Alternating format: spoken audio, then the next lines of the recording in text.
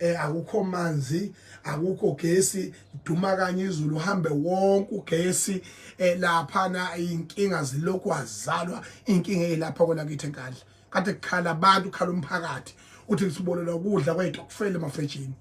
duma kanye izulu ngempela yini ehlula ukuthi uhulumeni akhiphe ibudget noma ka 100 million nje ngeke ayenze lama server lawa azoba strong kakhulu la ekuthenini noma lingaduma kufanele nasemadrobheni nasemahotela la ugesi ungahambi khona nakomhlanga cha niyabusa nje bokumhlanga niyabusa bokumhlanga niyabusa ugesi awunyakazi nje leko mzinyathi nalelo kombumbulo liqhuqhuqhu kanye khona iviki lokugesi awusekho amanzi kawekho siphila kabuhlungu nina lento kuthiwa load shedding kuthiwa yaphela South Africa nje ayiphelile lapha nathina sineviki lonke load shedding nalapha enkandla ekhaya ayi angifuqama ngayi khona yabona uqhamuka kosho ukuthi komaphumulo uyoshona le hey uthi uyagudla lapha ko-Transcorp khanya indawo yokuthi ucabanga ukuthi clinic lutho ucishile clinic khanya umuzwa wacaba nje kuphela khanya umuzwa omkhaya wami lapha la uba nakhona Nkosi yami kupataniswa ngegenerator kupataniswa ngegenerator manje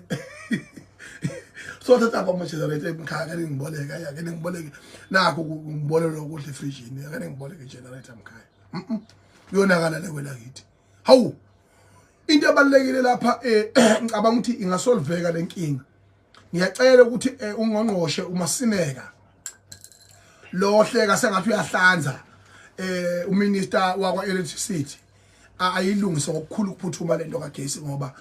asikwazi ukuthi kuthiwe i load shedding ayisekho bese iqhamuka i load shedding isi strategy isi ukopho isiqhamuka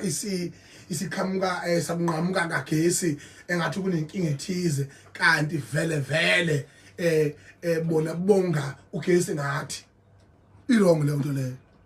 yabona ngaphatheka kabi nje lapho kune rank edume kabi la lebheke ephakele Eastern Cape ebhakele uBizani no Kokstad yonke le ndawo ngapha le rank ebuyiyona edume kakhulu la eThekwini elapha na lapha esapho khona imbhede lapha na no Beauty Street lapha ngazi lapho kulapho nje kodwa mawuzo before ungene kumgwaqo okukhiphela eDaltone Hostel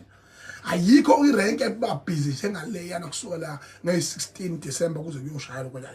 ngifica insizwa lapha ngiyithembile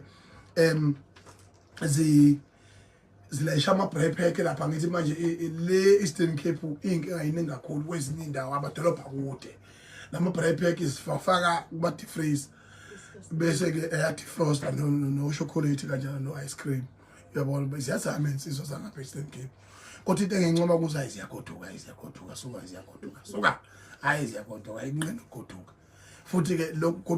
goduka kwazo kulethe ibhizinisi embonini kuphinde kulethe ibhizinisi noma sebebuya noma behambela ama backpack ethu ke bashiya no ice cream yabona